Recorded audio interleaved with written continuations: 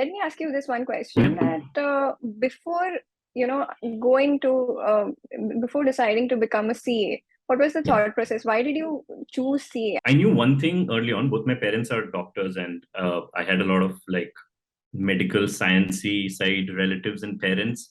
But I didn't have a big fascination for biology or sciencey subjects in school. I think I was more into math, and it just seemed like a natural choice to start with commerce in Mumbai in junior colleges and then see where that went. And everybody in junior colleges, either most of them are doing CA to start off with. And I think it sounded interesting at the time. It came to me more naturally and instinctively, the subject. So I said, let's start and we'll see where it goes. And then I think once you're in it, you go the way. And then you reevaluate life every few years. I did my CA and BCom from Mumbai, and did my articleship in a midsize firm there in Mahim. And then after completing my articleship and my CA, I was deciding, obviously, where do I want to start? There are a lot of options, from the standard audit, tax, to finance, financial planning, investments. And luckily, during my articleship, I had got the opportunity to do some consulting type work. Traditionally, and especially even for people from our generation, people have already always selected something of the two, either audit or it is taxation. Why did you go for management consultancy? Well, I think it had to do with my articleship. And I think maybe that's one of the reasons why most people choose what they do. And I think if you join a mid-sized firm like I did, you do dip your toes in almost everything possible. And you're not like an audit article assistant for Deloitte, for example, where you're going to spend your 3 years in audit, or even a subset of statutory only or internal only. At a mid-sized firm, I got the chance to do internal audits, stat audits, family taxes, company taxes. And I also did some process documentation work as part of a lot of that. So we developed SOPs for a couple of our clients there. And while we were making those SOPs and talking to people and looking at processes, and then we figured out we were looking at ways to improve them. And so it turned out to be like a consulting project. So it was more focused on their process documentation towards compliance work. And that got me interested in that more. And that's actually maybe the work I enjoyed the most across the gamut of work I did. So I thought that what job can I do which kind of helps me continue sort of that feeling and analytical work and thought process. And the more I read and the more I researched, consulting felt like a good fit that kind of does this type of work all the time, in more diverse settings, in more forward-thinking work. So that's what got me intrigued. And that's why I thought, let's see how it goes. Let's try. It's not a very traditional route. At least today, I see more and more people going that route, but previously obviously wasn't a very traditional route. I think at the time only BCG was one of the firms that had a direct track, which every 6 months they did a CA specific recruiting for consulting. And so I tried them. I looked at other Big Four firms, and within Big Four, I was trying to get more focused on performance improvement or strategy and operations teams, whatever they called it. And I found a good fit actually, because I had experience in banking, financial services, and there was this team in KPMG which was called service operations, or focused on operations consulting as a whole. There's a big group of folks there, and they had industry vertical specializations. And so I got an interview with the financial services sort of team. And so they liked a lot of my experience because I did a lot of process work, audit. You were saying that in the operations vertical at KPMG, there are two parts. Yeah, so they had industry segments in operations. There was a big team that did a lot of operations consulting. And there was a good fit because I had experience in banking and financial services, doing audits and statutory audits and process audits, internal audits and stuff like that. And they had a team, they had a few folks and partners who did just financial services operations consulting. So luckily my CV resonated, and then I think I got an interview opportunity. Even they I don't think they had a CA before that, or maybe they had one. So they were also experimenting. They also wanted to try out stuff, and luckily it was a fit. So they gave me a chance there, and I didn't look back. Nice, absolutely. And understanding that what kind of fit works the best, even in Mhm. terms of an employer while they are recruiting, it's very important. My next question is, why masters at universities of Michigan? Why did you go for MBA? I think few things. I always wanted to study abroad for a year or two. I think the experience is mind opening. I think, especially CA and from Mumbai, I realized how much of a bubble it used to be. You're going to the same, you're schooling till like 10th, then you're in the same college for 5 years. Almost half the college at that time is doing CA with you. You're going to the same classes, you're doing the same entrance exams, your articleship firms are the same. Uh, it's kind of like a bubble that you grow up and continue to be in. And my parents were very encouraging from the start that, you come back, you settle wherever you want, you do whatever you want. But if you could do a year or two outside, I think it'll really open up perspectives and experiences. So I always had that kind of on my mind that I wanted to do something, whether it was a master's in finance or a master's in management or an MBA. I think I set my sights on an MBA when I'd done a couple years of work experience. And typically, all the MBAs in the North American region require you to have around 4 or 5 years of work experience. That's kind of the class average. Um, Mm. and so that time I realized maybe that might be a better fit than going to do a master's degree, which I could have maybe done without any experience. And the degree is more about it's, I wouldn't say I think it's less academic inclined than our Indian MBA degrees are. And it's more to do with a lot of the other skill sets that you need to become any leader in whatever you pick and choose as an industry or a vertical. And so that kind of attracted me a little bit more. And so I started researching colleges. I started talking to people who had done their MBAs before me. And it got more and more, I got more and more confidence that I was the right path. Okay. So, when you say that you got the confidence that you were on the right path, I understand this particular transition of getting an MBA, but taking a 2-year break when you're a CA in Mumbai. So, what was in the back of your head while you were making this decision? Were these things considered, or you were like, okay, no, I anyway want to do this? So I didn't think too much of that. And another benefit I think is I applied a little early on. So I think it's an easier decision to make when you're still not hitting your 30s yet. But if it was a couple years later, I think it would be a more conscious decision whether, okay, now I'm like 5, 7 years of work ex in, you're more settled, family or personal life is more evolved. I think it's a more conscious decision then. Uh, but 26, 27, you're still exploring. This is the time to take that time if you had to anyway. I have a segue answer question here for you. If I'm a chartered accountant, I am into taxation and I have experience in auditing and taxation. And if I want to jump into management consultancy, how difficult or easy that transition would be for me? So two things. The transition may not be easy, but consulting in its nature doesn't, at least at the early levels in your career, doesn't need you to have experience in anything. You need to be smart. Need to have critical thinking. You need to be organized. You need to have some basic toolkits, but a lot of the toolkits are taught on the job. So just because I had some banking experience, I don't think any of that actually mattered on any of the projects I did. The work is going to be very different. The projects are going to be different, but I think it's more to do with you being in the front of a client, you driving discussions, you problem solving. So I think to start on, it's more some of those personality traits that could get you a foot in the door than saying, oh, I have experience in X and Y. That's why, I should be a translated fit. I think I wouldn't say that was the biggest challenge, or that is the biggest challenge people should face.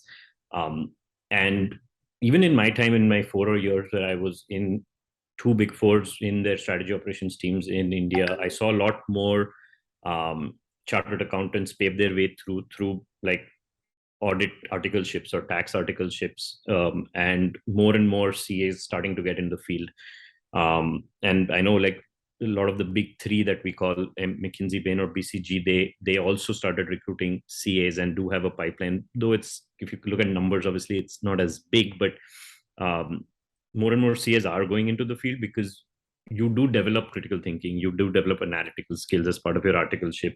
You understand finance better than anybody, maybe. And any project you do, if you don't have expertise, you still need to model out, benefits, cost benefits, growth projections. And I think we get quite handsy with that when we're doing our CA. So I think there are a lot of transferable skills there that you can bank on. But I don't see it as an extreme challenge in terms of experience, like I said. Okay. So now you are working with A.T. Kearney. I mean, of course, it's a global platform, and also you are based in Canada right now. But do you see people from non-MBA backgrounds who are coming to A.T. Kearney? Okay. So I think in the US, yes. I mean, MBA is a very common track for all consulting firms. I think they do the most hiring they do from MBAs from like an associate level above. For like business analyst levels, they do a lot of hiring from undergrad schools, whether it's finance, economics, a variety of backgrounds, to be honest. There are a lot of people who come in from like masters of supply chain, masters in operations, masters in finance, masters in a lot of other places. I wouldn't say consulting firms have like a typical pipeline and a huge on-campus recruiting presence for some of the non-business or management degrees, but a lot of people do join. Sometimes they apply to open full-time positions. Sometimes they have a special track for some of like masters in information systems or IT. Sometimes the digital consulting like verticals or practices do hire directly from there as well. But I still think like the MBA is one of the most, like the numbers, right, like the higher for folks to come in. But there are people from every background. Okay, so doing or pursuing MBA has definitely, worked out for the benefit in your case. I wanted to understand that you worked in management consultancy at Deloitte and at KPMG, and you are now working with A.T. Kearney. What is the cultural difference, or what is the shift in the work culture that you see? I think two things. One, Deloitte and KPMG both like obviously are massive companies, right? Like in terms of revenue and headcount. So like the number of people at Deloitte is immense, and A.T. Kearney is that way a smaller firm.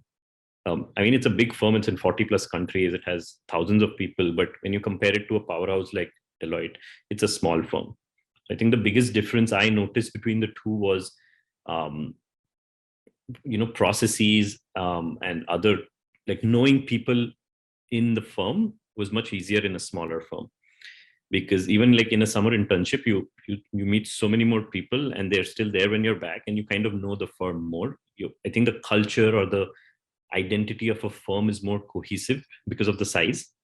While you can, like people say that culture is X and Y, but I still think it's very team specific. So if you're in strategy and ops, or if you're in audit, or if you're in statutory audit, or if you're in one industry vertical, or if you're in direct tax, I do feel like the culture and the team cohesiveness differs a little bit. I think the culture is more spread out more evenly, and you can find it to be more consistent across. I think that's one of the biggest differences I noticed in a mass coming from like an extremely big size firm like Deloitte to A.T. Kearney. Yeah, absolutely. Let's come to your job in specific. Sure. You are a management consultant at Kearney. Mm-hmm. What is it that you do at your job? What are the skill sets that you're utilizing at this particular job role? I think one is biggest like driving problem solving. I think that's the three words I would say that encompass most of it. You own, at least a post MBA role, you own a problem or you own a work stream.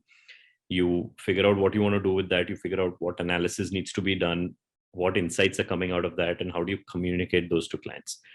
And so to do that, I think the skill sets that come in most handy and are used most often is your communication, because you have to really talk to a lot of people. You have to talk to teams, you have to brainstorm, you have to problem solve, and then you have to come out with a solution. Second is the presentation. Like just knowing the answer doesn't make sense. There are so many stakeholders and clients that you have to get on board. Most of the problems you're solving are quite CXO level strategic problems. So obviously none of the answers are as simple as, yeah, this is the answer, that's it, there's no debate about it. But everything has a debate in terms of pros and cons, or impact, or will it work, will it not work, should we do this, should we not do this. So there's a lot of collaboration and client communication, getting everybody on board and talking through, that needs to happen. So you need to be really eloquent, articulate, and get everybody together once you've done all the analytical work. And I think what was the first one? I said this, the second one, the second. The third part is actually the analytics of it. And that role kind of is geared towards more like the associates, analysts, business analysts. And as a manager, you start overseeing more of the analytics. And that's where, at least in my role as an associate, or even in KPMG and Deloitte, I saw the analytics was really helpful, because as a CA, you develop a lot of critical thinking in audit and tax or whatever you do. And so developing models or financial impacts, or looking at numbers and figuring out what can be done. I think that as a CA, that's the immediate transferable skill that I thought was most helpful. Okay. So, you mentioned three things: communications, presentation, and analytics. So Yeah. out of these, it's very fascinating that whenever we ask someone about what are the skills that they should have for performing a particular role, they always somehow end up giving more soft skills and less of technical skills. Yeah. So tell us a little bit about the analytics that you were talking about. So it could be in terms of, you get like a massive database of transactions, and you're looking at trends in terms of lead times or turnaround times. It could be, what else? Let me think. It could be you're thinking of launching new products in the market, or a client is, and you need to analyze or forecast, what would this kind of mean for you in 1 or 2 or 3 years? What channels could you go to? What, if you build up all your manufacturing costs, what is the cost of goods sold for you? And what if you add profit, or if you go backward with retail price, what sort of margins could you be looking at? Do you invest more in marketing at the start? So how would your margins kind of evolve over time for a launch? How do you kind of start? So a lot of that analytics is modeling work sometimes, where you're modeling out different scenarios and figuring out how that could work for the client while they decide how they want to launch a product. Some other times it could be to do with cost optimization. I think early on in COVID, a lot of companies were doing more and more cost optimization. So if this initiative is executed, what sort of impact could that mean? Would you save X million, 3 billion to whatever, over what period of time?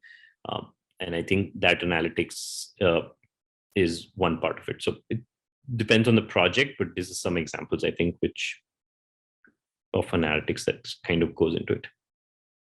Thank you so much for sharing that. Okay. That's a very elaborate and specific answer. So thank you so much for sharing that insight. My last question is that there are a lot of people who are from the finance background, like CAs and CS, also, because they are very specific to the corporates, the company secretary. But do you think that the CAs and CSs of the world have a better opportunity or a better hand at management consultant firms in India? I'm talking about.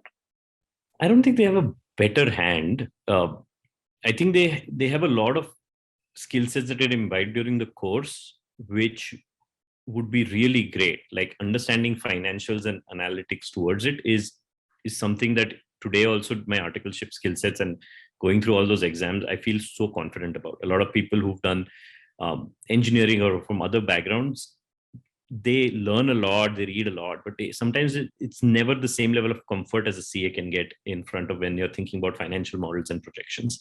So I think there's a lot of analytical skill set that gets imbibed.